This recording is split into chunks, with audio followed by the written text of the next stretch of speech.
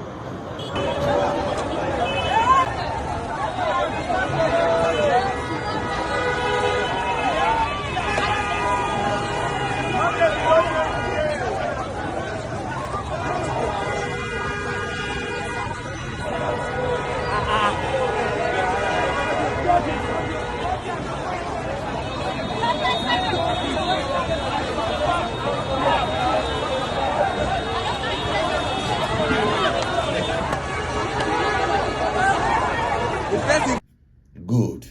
You've seen that. That is the Nigeria Tinubu had made out of Nigerians. And sometimes I don't even blame government for this one. Would I say this one is poverty, or would I say this one is stupidity? Well, to my own conclusion, from my own observation point of view, now poverty cause am. Yes. You know, I keep telling you that politicians have weaponized poverty and hunger in Nigeria.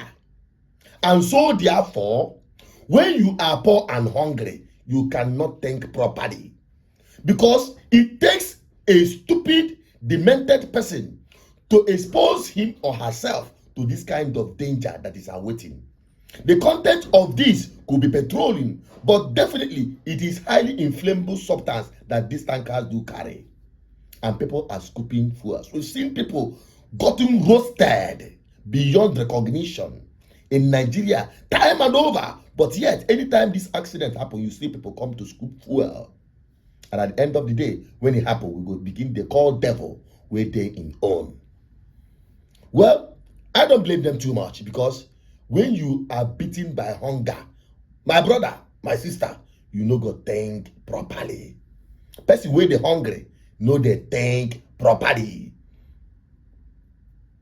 And that is the truth. That is what this government have made Nigerians far worse than zombies. To them, life doesn't matter.